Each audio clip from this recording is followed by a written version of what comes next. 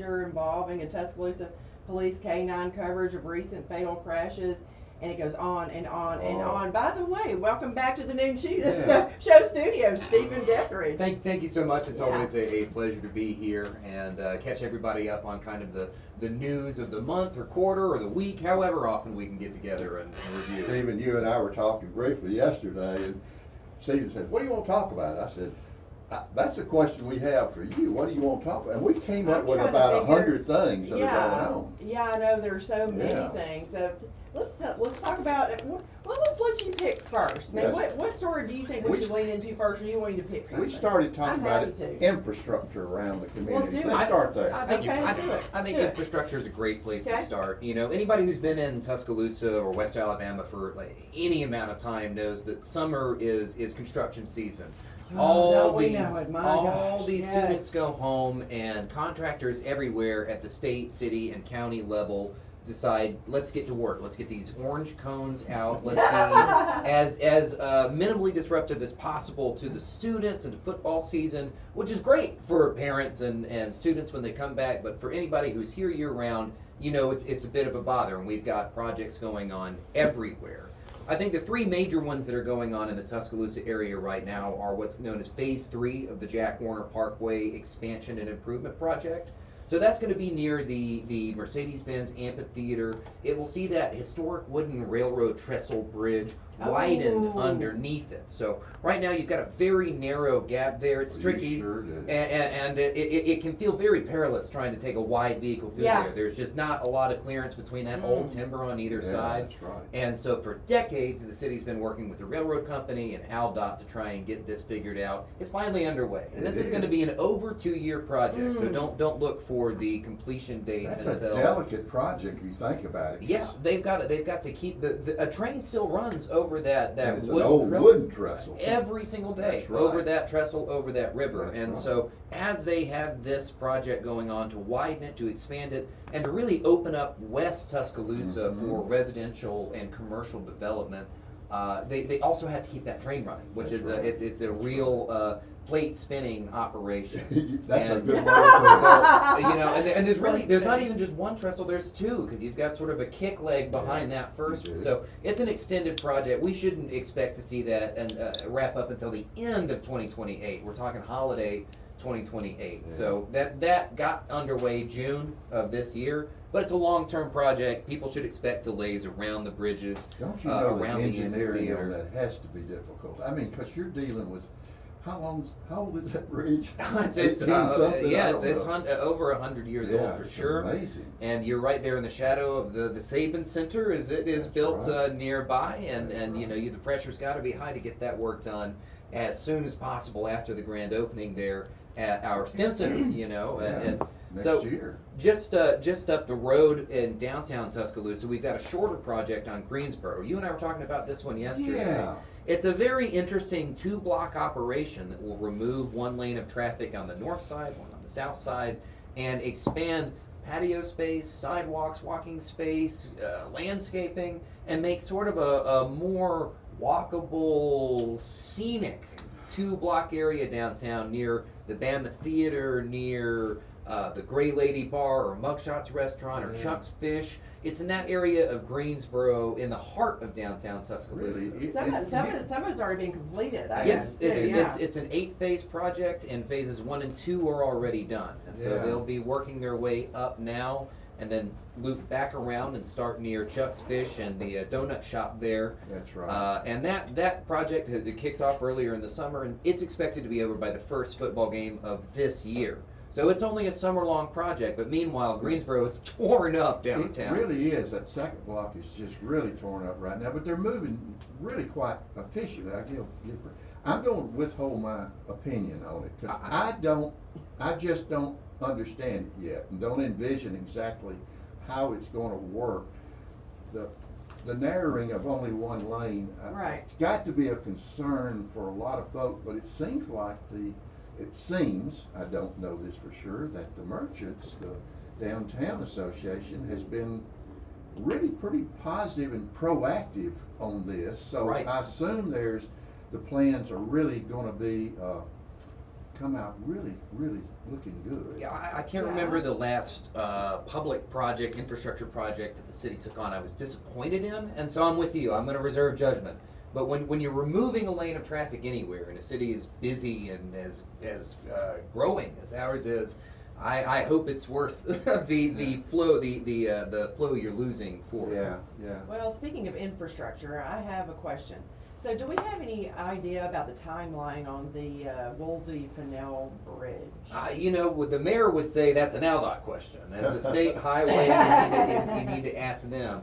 And that's true. I would say that I think we should expect to see that really get seriously underway, only because the vast majority of that funding, $100 million or so, is federal funding, and that money's got to be spent, and it's got to be spent in the sort of in the way. A lot of moving parts with that one. Well, sure, and so that was one of former U.S. Senator Shelby's parting gifts to Tuscaloosa was to pull that federal funding in for the 8 laning of Woolsey-Fennell. We'll be doubling the capacity of that bridge.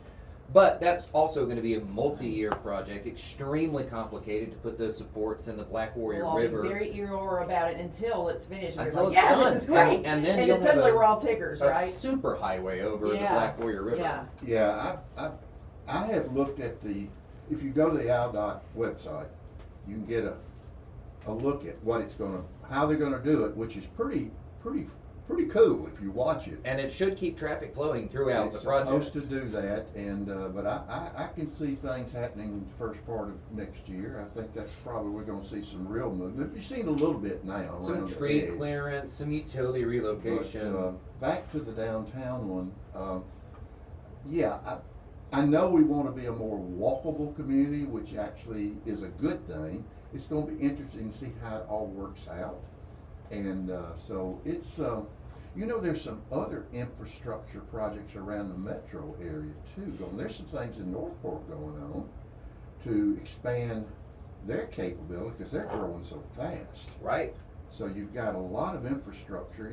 Most communities probably would kill for the money we've got coming in here to It's true. State money, federal money, city money, taxes left and right, but all of it means, long-term growth for the future. And in most places, it's really smart growth where you're putting utilities underground where they belong, so storms are less disruptive in the future. You're, thinking about walkability and pedestrians. You're thinking about safety in a way that some of these older highways really needed a second pass with safety in mind. Mm-hmm. So.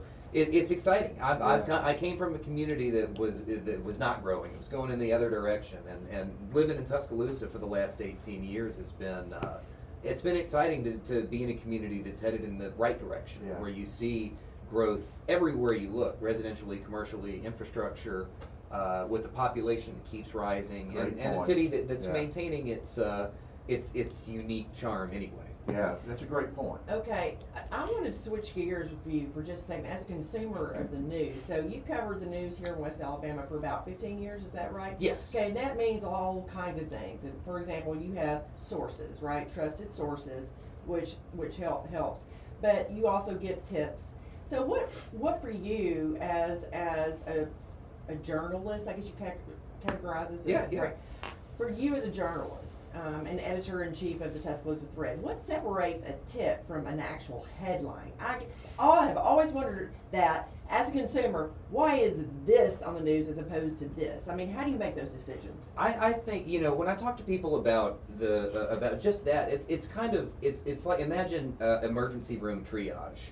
And, every day there are tips and stories and social media chatter and court filings, at city council meetings that are relevant. You're inundated too, right? Yes, yeah. And the truth is that a news operation going full capacity could produce 20 or 30 stories out of Tuscaloosa every day without trouble. Sure. And so instead, with pretty much a one-man staff as far as hard news goes on this side, every day is trying to decide what 3, 4, 5 stories are of the highest importance to the audience, that matter to the most people. And I know, it's a heavy sort of burden to think about stories that do slip through the cracks.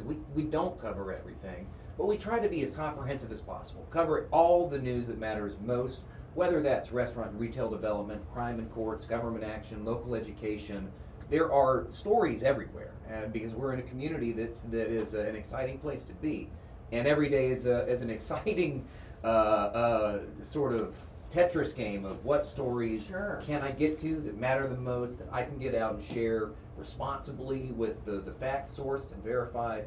But that's fun. Every day is very different. You're working on all the time, and you said, as you were saying it hit me, you get lots and lots of feedback. Yes. Right? It's not a question. You get lots. And so that helps, right? You know, it helps you maybe going forward with to real kind of figure out what matters. Is that fair to say that? I think as long as you are depending on who is the feedback is coming from.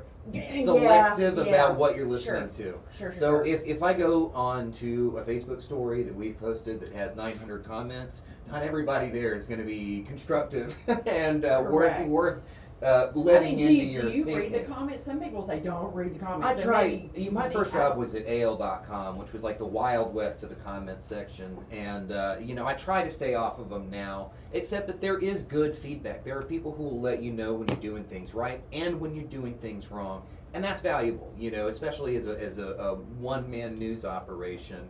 I treasure feedback from readers who let me know what they want to read, what I'm doing right, and where there's room for improvement. Stephen, it's amazing how much you cover. I mean, folks, you need to watch Stephen in action, but he's got some good support around here. That's folks true. That do help cover some of the stories, but we're going to talk more about Stephen and continue to get inside those headlines for you but we're going to take our first real quick break, and Miss Sunshine, I think it's a good time to kind of shift and sell something. Yeah, probably. Yeah. Yeah, So we'll just do that, and up to selling something because we got great sponsors. Yeah, so let's go to break, and when we come back, we'll talk more with Stephen Dethrage about what really happens behind the scenes when breaking news unfolds in Tuscaloosa. You've been listening to the Noon Show on FM 100.1. Don't go away. We will be here right back.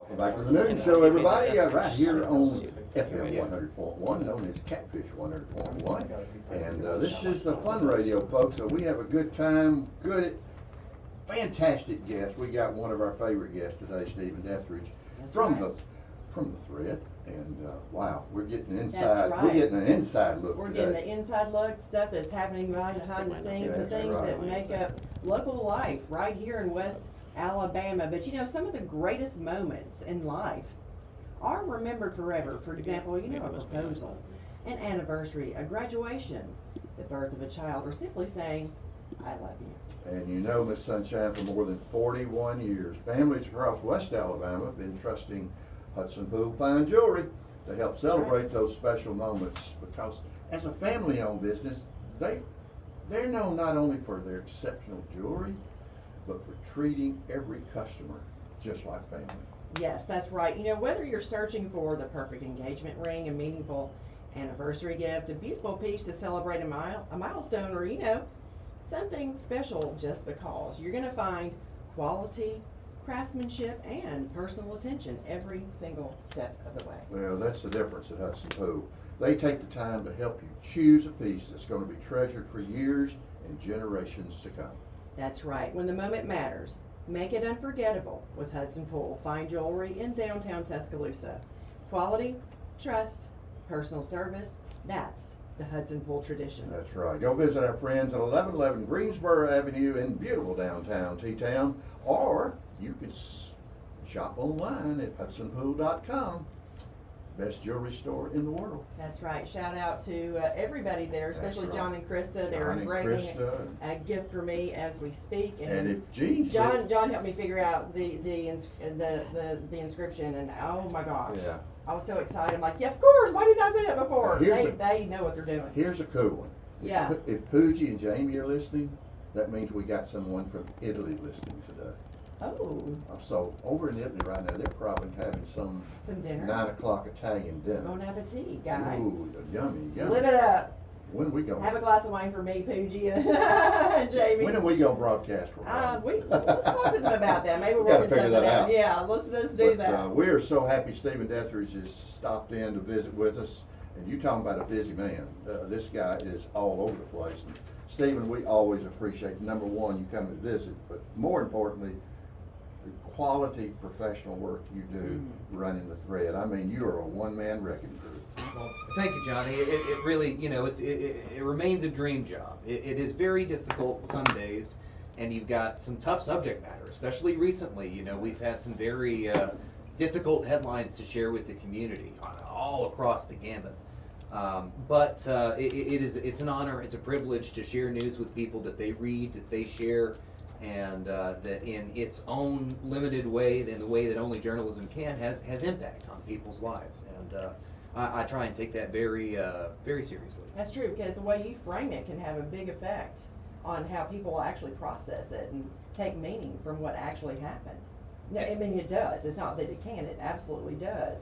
But you know, what I would like to know, I wanted to know a little bit more. You covered the major cocaine seizure involving a Tuscaloosa police canine. Tell our listeners a little bit more about that. Yeah, I think, you know, that was a fun headline that came out of the Tuscaloosa Police Department sort of interstate interdiction team. So they're out there looking pretty constantly for people who are using that giant I-20 West corridor for you know, criminal purposes. And this was a stop that I don't think that it seemed at first like there was anything going on. But they called their police canine there, Baki, who found 12 pounds of cocaine, maybe 13, in a spare tire that was in a trailer in this a truck that they pulled over. And this driver was moving a huge amount of cocaine through on the interstate, which probably happens more than we would be interested in knowing. I'm sure that's just the tip of the iceberg. Right. You know, and so it was just a major win for them, and you know, just I guess a cautionary tale about what is moving up and down that interstate. Stephen, let's stay in that vein for just a minute. We were talking, I guess, yesterday a little bit. You know, Tuscaloosa County had a pretty clean season in terms of homicides. All of a sudden, we ramped up again. What do you think's going on? And I know you don't like reporting those. Nobody likes to hear those stories, but we have had kind of a movement in the opposite direction over the last few weeks. What's going on? What's your take? You know, we had in, I believe, 2024, the highest ever number of homicides committed in the city, in the county, in a single calendar year in recorded history. I mean, it was really bad. And we saw a significant decrease last year, kind of the pendulum swinging the other way. And I told our friend Russell, I almost feel bad because I was with a group of other reporters noting in early May that we had not yet had a single criminal homicide in Tuscaloosa in 2026. And later that day, we had the absolute senseless, tragic killing of Ada Doss outside of the DCH hospital in Tuscaloosa. And since then, I think the number is 7 homicides since then, and that's been in an under 2-month period, an under 60 days. And a lot of those, you had 2 infant victims, you know, you had multiple people who really were just innocent victims. This double homicide this week in Brookwood of 2 people who were just house sitting and had somebody break in and fatally shoot them and a dog on the property. We've had a fatal fire in Alberta a couple weeks ago, and it's been a very heavy summer for a lot of people in the community, and there's a lot of mourning going on. Yeah. Where that comes from, I don't know. I don't Yeah. know. There's, you know, I think some old cops would joke with you that the temperatures are rising, and Well, I've as it heard gets that, hotter yeah. and people get less comfortable, you know, they're quicker to anger or less rational. And certainly the heat played a role in 2 of those infant deaths of the young baby in Brookwood who was left in a car. That's right. That's And right. That was senseless. this Aspen Village infant recently, where a 9-month-old was left at home for at least 8 hours while her mom was out working. It's hard to say, and you know, I would just as the temperature gets hotter, I hope everybody finds a way to keep their cool internally and not make a decision. The suspect arrested and charged with capital murder in this Brookwood case, this Brookwood double homicide, is 24 years old, and he's made a decision that he will never breathe free air again. He'll be held without bond, he'll go to court, he'll be convicted, and from there it's either life in prison or capital punishment. He could be sentenced to death. That's a decision that is impacting a 24-year-old and has ended 2 other lives. Yeah, that makes sense. There's nothing in this world worth sense. that. Yeah, and looking a little bit behind the scenes maybe, and I don't know if you can answer this question or not, but you know, one of the things we should be proud of in this community is that it doesn't take long for them to find those who have, you know, I can't say that word. Perpetrated. That's the word I'm looking for.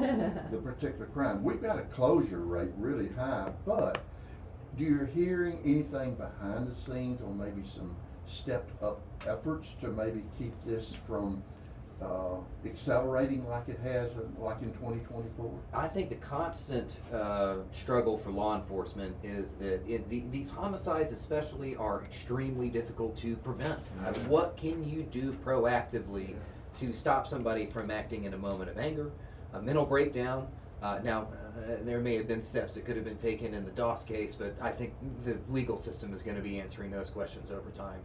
But in a lot of others, what could police have done? What I will say is that closure rate this year, it's 100%. That's right. Last year, it was 100%. That's right. It has been years since the Violent Crimes Unit has faced a homicide and not solved that case, made an arrest, or determined it to be a justified case of self-defense. But the idea that people get away with it, that's a myth. That doesn't doesn't happen happen here. here. It does not happen here.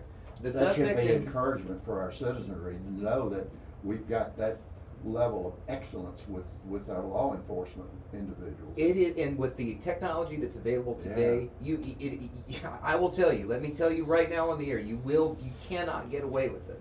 Yeah. The Brookwood homicide, double homicide suspect, he was found less than 6 hours later by over 100 law enforcement officers operating with federal assistance. A woman who's accused of being involved in a fatal hit and run, who left 2 tiny fragments of plastic at the crime scene in February, was tracked down. They found the make and model of that car. They found her on surveillance cameras. They went to her property and found the damaged vehicle. It is beyond belief the lengths that law enforcement will go to close these cases.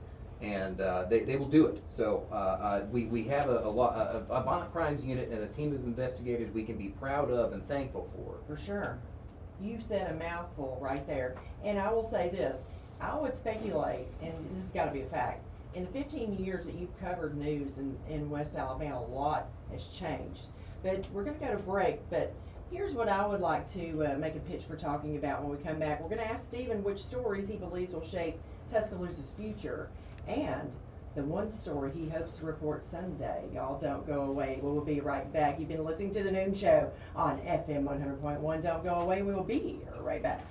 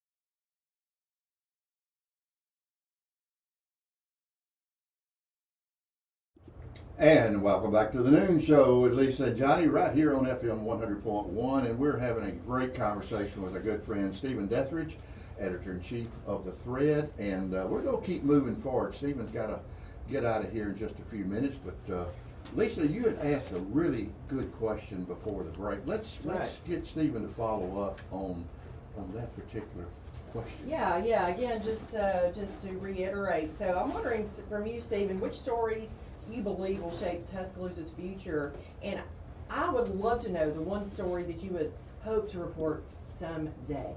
Those are great questions, and I think that for our short-term future, there is a lot to be excited about. You have the Saban Center every day. I saw some aerial photography over there. I'm so excited. That is going to be a community game changer. $120 million STEM Learning Center with the power of Nick and Terry Saban, all these corporate sponsors. Development there is going to be big.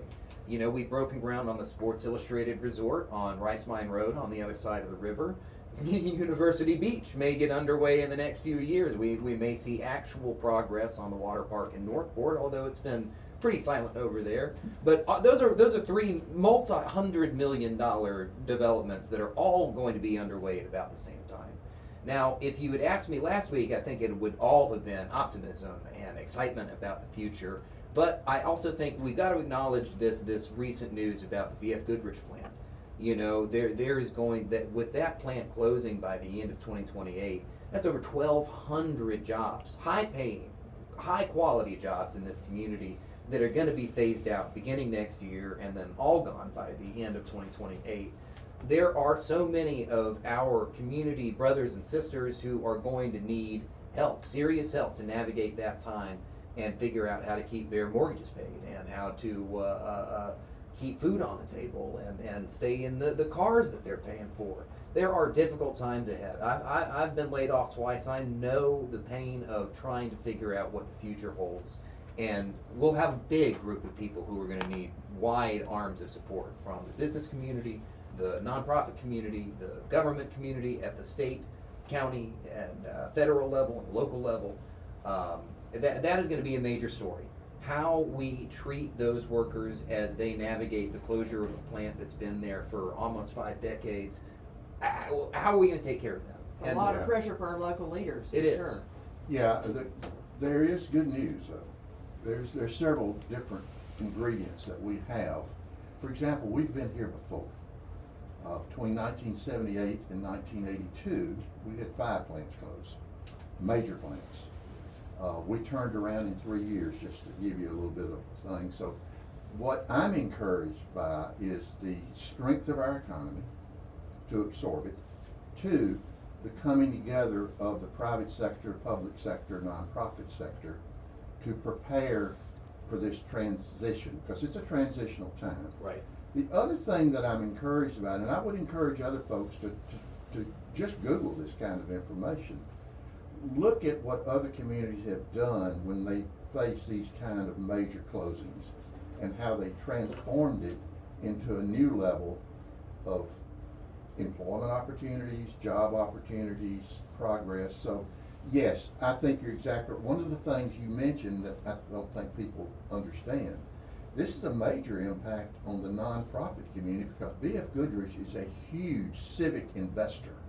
And they have been forever. Forever, they've been there for us. So the good news, I think, is I really am encouraged by everyone coming together to kind of find a seamless way, a consistent continuity, I guess is the word I'm looking for, in helping our friends who are getting ready to lose that employment. And so I think your point is extremely well taken. This is an important time for this community. And what I would say is that, you know, I moved here in 2009, and so I was here in 2011 to watch the city recover from the tornado. I mean, you could just say the tornado, and people know what you mean. Exactly. And, you know, this will be another, you know, milestone moment for the Tuscaloosa community. But just as you said, that the B.F. Goodrich has been a corporate community partner for as long as they've done business in Tuscaloosa. That's right. I believe that the people of this community see that, recognize that, and will turn that back to those employees and managers and everybody there who is going to be looking for what comes next as they support their family. I know that this community will turn its hands open, its heart open to these employees who are impacted. Stephen, you make a great point, and I know you got to get out of here, but Lisa and I do appreciate you in so many different ways. Absolutely. Well, it's a trip back to the alma mater, and so I'm excited to go back on campus and roll tide. I know you'll be there yourself, and we're doing a little roll tide work this afternoon. We are. It's always a beautiful, beautiful time to be on the campus at the Capstone. Stephen, thank you for what you do in leading the thread. The edge could learn from you actually, but the thread is a dynamic, relevant, very, very effective online newspaper. You do a wonderful job, and we appreciate you. And thank you always for stopping by to see us. I'm happy to be here every time I can. Thank you. So we'll have to get you back on soon, and be careful on your way to the university. And speaking of the university, and speaking of the comments we made earlier about infrastructure here in town, guys, if the University of Alabama had a backbone, I think it'd be the Bearfield College of Arts and Sciences. you got that right, because this is where students build their foundation, whether they're headed to medical school, law school, business, research, or the arts. That's right. It's the largest college at the University of Alabama, home to thousands of students that are learning to think critically, solve problems, and communicate powerfully. And the research happening there does not stay in a lab. It impacts communities, informs policy, and drives innovation. That's Crimson Tide leadership in action. Y'all can discover more at artsandsciences.ua.edu. Bearfield College of Arts and Sciences is truly the foundation for everything. And as always, roll tide and roll research. That's exactly right. Yes, and again, speaking of reflecting back on, our comments earlier about infrastructure, Johnny, you've actually seen Tuscaloosa change a lot over the years, haven't you? Oh, yes, I have. Like new roads, new businesses, new neighborhoods. That's right. And that's called progress. It is, but, I would like to know from you what actually hasn't changed. Well, one of the things that hasn't changed is people still want to know they can trust the people that they're doing business with. And some things, quite frankly, never go out of style. Yeah, one of them that never goes out of style is trust. I'm wondering, is that why you stayed with Bryant Bank all these years? Well, me and about hundreds of other customers, you got it. Yeah, so, that's actually a great answer. Well, for almost 21 years, Bryant Bank has done exactly what they said they were going to do.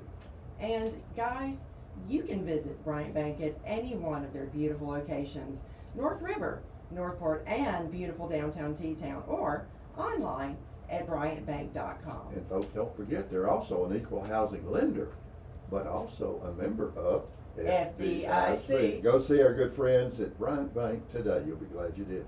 Yes, definitely. Okay, y'all want to stay tuned for more of the noon show. We may have a surprise guest in the studio. We'll have to talk about what's coming up in the community. You're not going to want to miss a single moment. You've been listening to the noon show on FM 100.1. Don't go away. We will be here right back.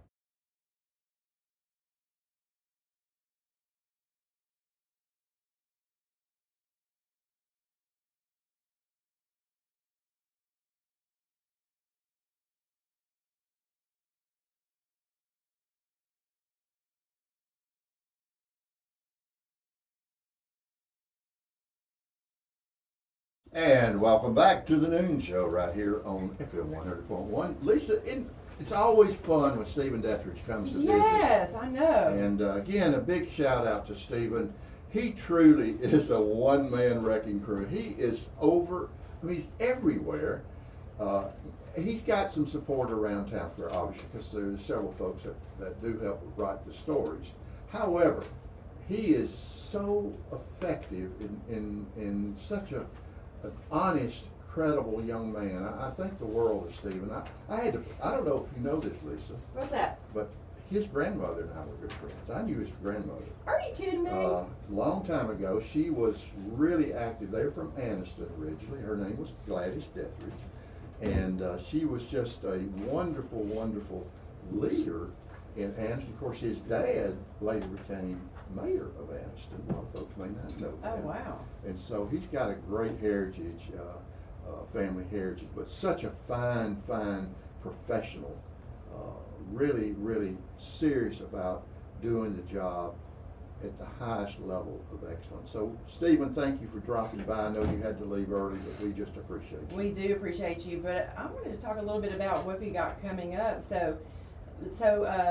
We got sent this from the Arts Council. So there's going to be a back to school bash. It's on Friday, August the 7th at the Dinah Washington Cultural Arts Center, and that's going to be from 5 to 7 o'clock. And it's going to be it's just their second annual Tusk Arts on Stage season reveal. Oh, that sounds like fun. It does sound like fun. Yeah. So the back to school bash is 5 to 7, and then from 6:30 to 8:30 is when they have the real reveal. Well, then in smaller words says reveal at 7 at the Bama Theater. That's really like interesting. Fun, yeah. You know, talking about back to school, let's remind everybody right now, have you got some parking tickets? Would you like to get out of those parking tickets by just simply donating some school supplies? I would. Well, the city of Tuscaloosa is doing that again this year, right now, all the way through the end of July. You can turn in, I think it's $25 worth of school supplies, and your parking ticket, guess what, will be forgiven. Ooh, that's a win-win-win. Isn't that a good idea? I think it's a great idea. I think the city, I don't know if it was last year they started, but it's very popular. So if matter of fact, if you've got 2 parking tickets, there's a way to get those forgiven by giving just a little bit more to school supplies. That's right. I love that. Go down to Municipal Hall right down there on 6th Street, check in with those folks, and it's a way to get that parking ticket taken care of. Here's something else that's incredible, and I wanted our surprise guest to get on the microphone and talk about this one, because I think this is one that would be near and dear to his heart. Cousin Russell, welcome to the Noon Show studio. Well, it's good to be here. Yeah. Y'all had me follow the Stephen Dethrage. Oh, well. Oh, man. He's a great guy. Well, you know, we were scraping the bottom of the barrel. What are we going to do? So what can you do? Well, you recap to Cousin Russell. There he is. But yeah, I figured that one would speak to you. We just got the information that last night, and we haven't announced it yet. So we thought we'd let Cousin talk about it. Yeah, I'm just kind of scanning over it here, but Habitat for Humanity, Tuscaloosa, man, what they have done in the recent years. And but I'm reading this. This is all new to me too. 14 churches from across the Tuscaloosa area will come together on Monday. So this is right here, Monday, July the 13th, 8:30 a.m. to help Habitat for Humanity of Tuscaloosa launch its 2026 Faith Build.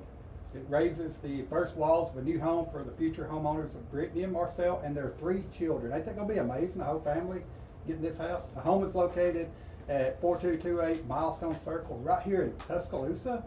I love that. Wow. I love, Wow. yeah, shout out to Ellen Potts and everybody over at Habitat for Humanity of West Alabama. Yeah, and They Romel, do. I tell you, Romel is kind of really is such an unsung hero. I don't know if most folks know.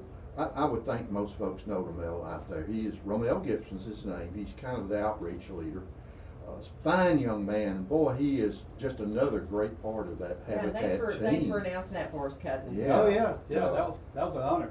But you know, Ellen had been talking about trying to get a faith-built home, and this is a great step forward. She's gotten people to step up. 14 churches. That's That's pretty amazing, amazing. isn't it? But Yeah. again we've got some other great things going on next week. Mm. One of the things that we're happy about and have been trying to support is the Alzheimer's folks, the Walk to End Alzheimer's. They've got something called Roll to Remember next Tuesday night, which is really a bunco fundraiser. Yeah, and Johnny's gonna go and learn how to play bunco. I have never You played gonna go, bunco. cousin? I'll be honest, I have no idea how to play bunco. Me either. I thought it was a card game. What do you wear? It's a dice game. Just show up as you are. As you are? Yeah. I guess you wear some patches on your knees so you get down on your knees and roll those dice. I didn't know if how I it needed a works. helmet or not. I tell you what, that's a good question. I don't know, but anyway, folks, it's a sanctuary. Next Tuesday night, doors are going to open at 5:15. Games begin at 6. Now, one of the things they're emphasizing is sign up early, because it may sell They'll out. sell out. They have a It limited may- number of tickets. Yeah, and there's only so much room at the sanctuary, so you need to get your tickets now if you want to play. So if you've got some questions, you can call Jennifer over at 205-242-5969. She was with us yesterday. That's right. And Shout out. this is a great initiative. Edward Jones, I think, is kind of the corporate sponsor of this. But Yes. Roll to Remember, Bunco fundraiser for Walk to End Alzheimer's next Tuesday, July 14th.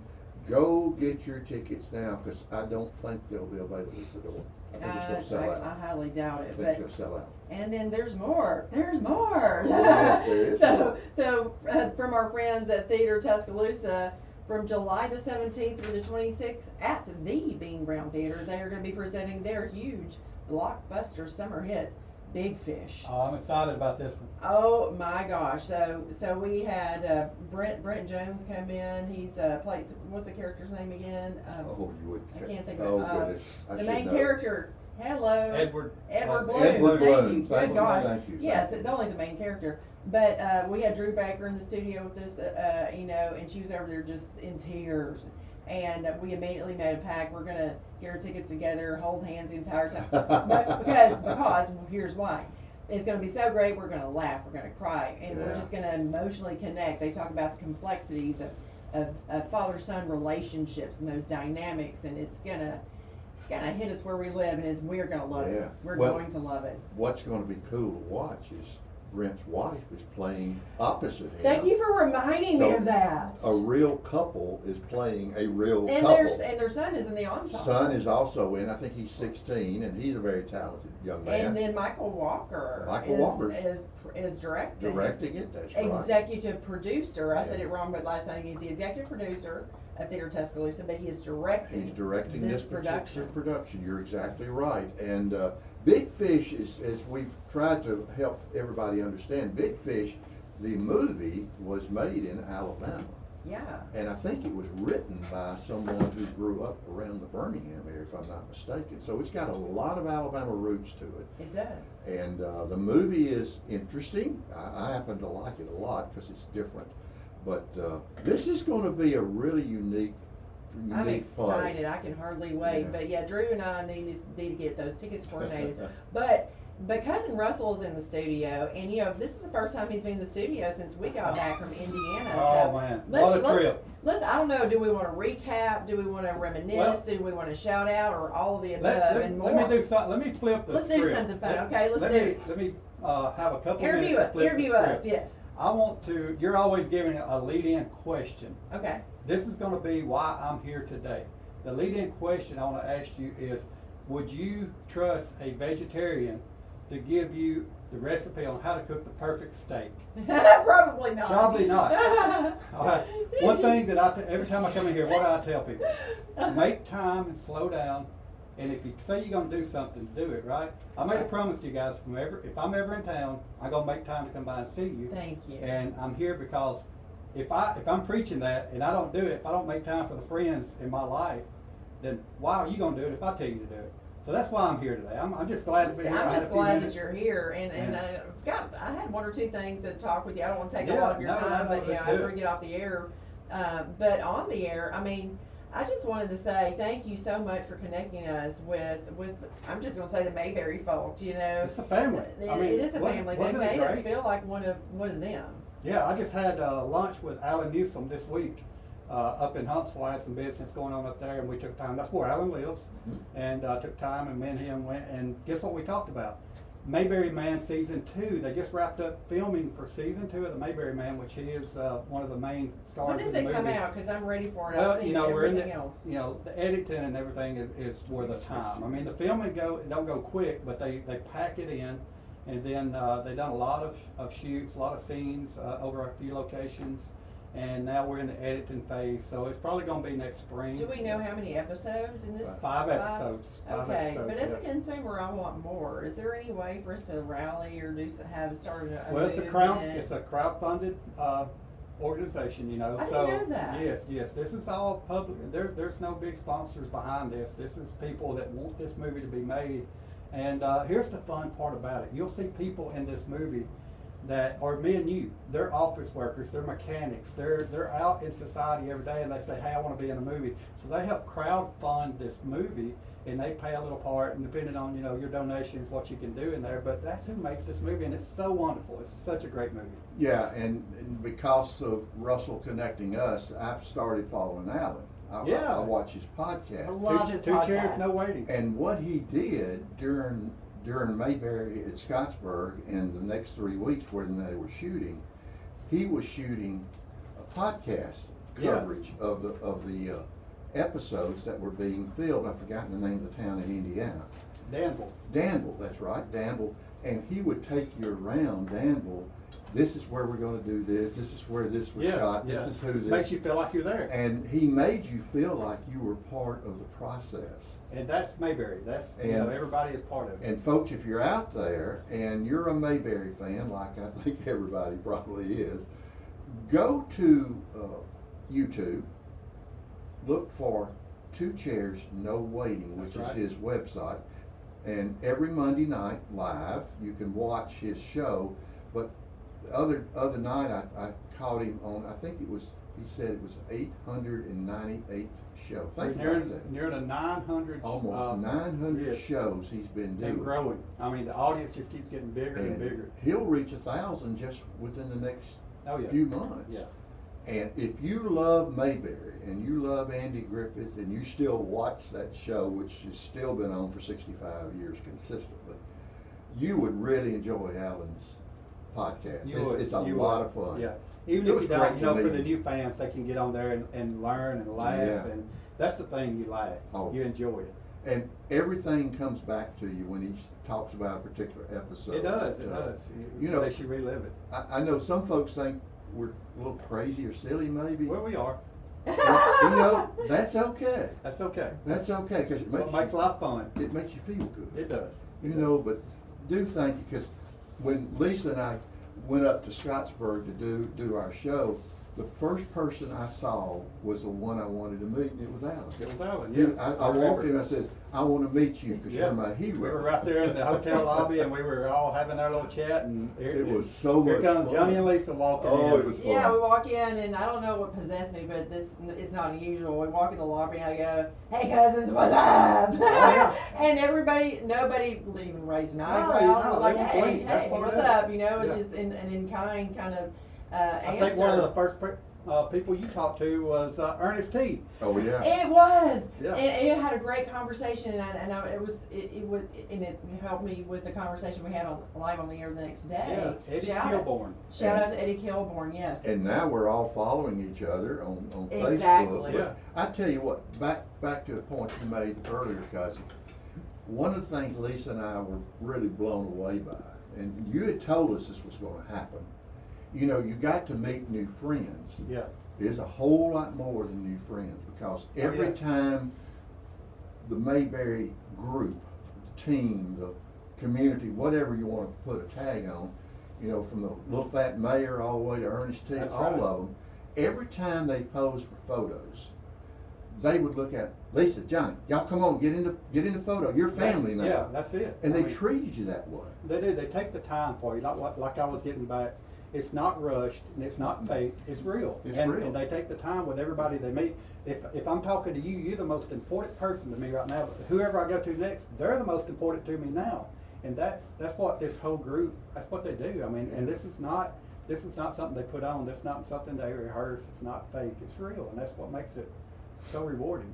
I got a shout out to Russell on something else. Uh-oh. What's that? Russell brought, as they have silent auctions and not giveaways, but auctions items. Cousin Russell handcrafted and put together himself an absolutely gorgeous replica of Andy's house. That was a fun project. It was a beautiful piece of Painstaking, but work. fun. A beautiful piece of work. And the good news is Russell brought it back to Tuscaloosa, but it's not going to stay there, folks, because Russell and I have decided we're going to give it to the Andy Griffith Museum Oh, I love up in Mount Airy, North Mount Carolina. Airy, North Carolina, Andy's Andy's hometown. hometown, and That's the perfect. Mayberry Museum. So at some point we're going to take that house, and it's in our possession now. Now I'm a home builder and a real estate person. That's I've right. sold a house. That's right. I'm selling the house, but the house, it's not a Habitat house, but we're going to give it away. It's even got a little bicycle outside on It the porch. does. It's got all kind of cool stuff, and but it's Well- going to the Mayberry Museum. So Cousin Russell's going to be being put in the Smithsonian. That's right, but what Johnny's not telling you is that Russell had made this house as part of a fundraiser for it was For charity. For charity.